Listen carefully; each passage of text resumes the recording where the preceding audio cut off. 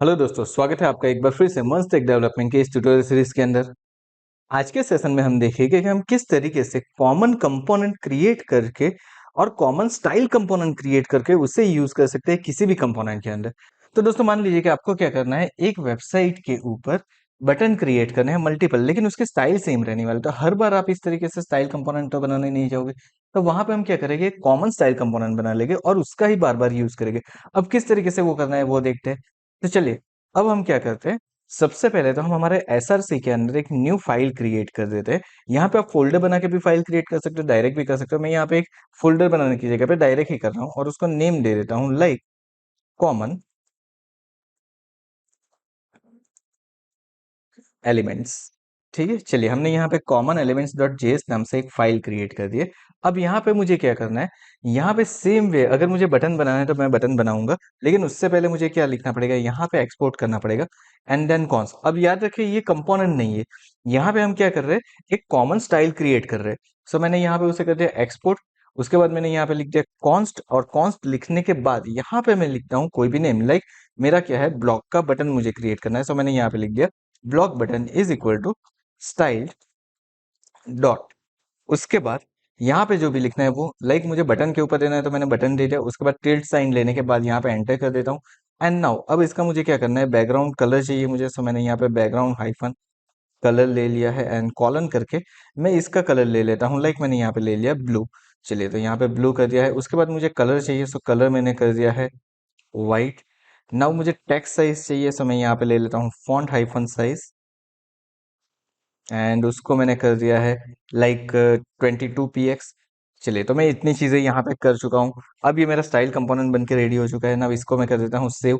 अब सेव करने के बाद मैं चले जाता हूँ मेरे टेक्स्ट ब्लॉक के अंदर, और यहाँ पे मुझे क्या करना है, मुझे उस बटन का यूज करना है। सो मैं यहाँ पे लिख क्या लिखूंगा, मैंने जो बटन बनाया है वो, यानी कि ब्लॉक बटन। अब जैसे ही मैं यहाँ पे ब्लॉक बटन लिखूंगा तो देखिए मेरा कंपोनेंट यहाँ पे इंपोर्ट होके आ चुका है। ठीक है, तो यहाँ पे देखिए मेरा कॉमन एलिमेंट आ चुका है और इसको हमने यहाँ पे इंपोर्ट करवा दिया। तो इस तरीके से हमने कर लिया है। एंड नाउ अब इसके अंदर मैं लिख देता हूँ लाइक टेस्ट बटन। तो चलिए, यहाँ पे मैंने लिख दिया है टेस्ट बटन। अब देखते हैं हम चेक करके कि हमारी वेबसाइट किस तरीके से दिख रही है। तो देखिए यहाँ पे मेरा टेस्ट बटन आ चुका है और ये प्रॉपर भी डिस्प्ले हो रहा है। दैट मीन्स मेरी सारी चीजें अभी प्रॉपर हो रही है। इसका मतलब ये है कि अब मुझे अगर किसी भी कंपोनेंट के ऊपर, लाइक मान लीजिए कि मेरे पास लॉगिन डॉट जेएस है, लॉगिन डॉट जेएस के ऊपर मुझे सेम कंपोनेंट का यूज करना है, तो मुझे यहाँ पे क्या करना पड़ेगा, सिंपल चीज है, ब्लॉक बटन यहाँ पे मैं यूज कर लूंगा और सेम चीज कर लूंगा। ओके, सो इस तरीके से आप क्या कर सकते हो, कॉमन स्टाइल बना के उसका यूज कर सकते हो। तो ये आपके लिए यूज कैसे करना है वो हमने देखा है, कॉमन कंपोनेंट। अब आपका सवाल ये होगा कि सर क्या हम मल्टीपल कंपोनेंट यहाँ पे, मल्टीपल स्टाइल कंपोनेंट यहाँ पे क्रिएट कर सकते हैं, मल्टीपल एलिमेंट क्रिएट कर सकते हैं यहाँ पे? Yes, of course you can create multiple element. जैसे कि मैं यहाँ पे चले जाता हूँ कॉमन एलिमेंट्स के अंदर। अब मेरा एक एलिमेंट बन चुका है, मैं एक और एलिमेंट बना रहा हूँ। सो मैंने यहाँ पे एक्सपोर्ट कॉन्स्ट कर दिया है एंड देन मैं इसके अंदर लिख देता हूँ blog paragraph is equal to करके मैंने यहाँ पे कर दिया। लेकिन इससे पहले मुझे क्या लिखना पड़ेगा, इसको लिखना पड़ेगा कॉन्स्ट। चलिए, तो यहाँ पे इज इक्वल टू करके मैंने अगेन ले लिया स्टाइल्ड, देन डॉट करके मैं यहाँ पे दे देता हूँ पैराग्राफ। चलिए, तो यहाँ पे हम क्या कर रहे हैं, पैराग्राफ के लिए कर रहे हैं। एंड पैराग्राफ के लिए मुझे क्या करना है, सिंपली मुझे उसका कलर चेंज करना है। सो मैंने यहाँ पे कलर कॉलन करके मैंने कर दिया रेड। मैं कुछ और चीज़ यहाँ पे नहीं करने वाला हूँ।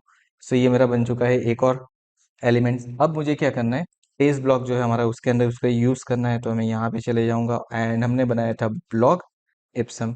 तो ये मेरे टैग्स हो गए। लेकिन देखिए यहाँ पे मेरा अभी तक एक्सपोर्ट नहीं हुआ है। सो मुझे क्या करना पड़ेगा, मुझे जाना पड़ेगा कॉमन एलिमेंट्स के अंदर एंड यहाँ पे, ओके चलिए, हमने यहाँ पे कॉन्स्ट ब्लॉक पैराग्राफ किया था, इस तरीके से हमने कुछ किया हुआ है। सो लेट्स सी, हमने यहाँ पे मिस्टेक किया कि हमने ब्लॉक पैराग्राफ किया है। ओके, यहाँ पे मैं लिखता हूँ const, sorry, block, that's it. यहाँ पे हमने कुछ इस तरीके से लिख दिया। तो देखिए यहाँ पे भी मेरा ब्लॉक पैराग्राफ आ चुका है। सेव करता हूँ मैं। यहाँ पे देखिए अब मुझे कुछ एरर दिखा रही है। क्या एरर दिखा रही है वो देखते हैं। सो एक्सपोर्ट के अंदर कुछ एरर मुझे दे रहा है। ये क्या एरर दे रहा है, एक्सपोर्ट ब्लॉक वगैरह import is was not found, कुछ इस तरीके से एरर दे रहा है। मैं इसे सेव कर देता हूँ एंड नाउ अब देखिए ये सेव करना बाकी था, अब इसे हमने देख रहे हैं तो यहाँ पे देखिए लॉरम इप्सम मुझे रेड कलर के अंदर डिस्प्ले हो रहा है। दैट्स मीन हमने जो बनाया है वो प्रॉपरली वर्क कर रहा है। आई होप आपको ये सारी चीज़ें समझ में आ गई होगी कि किस तरीके से हम कॉमन एलिमेंट्स बना के उसको हमारे किसी भी कंपोनेंट के अंदर यूज़ कर सकते हैं।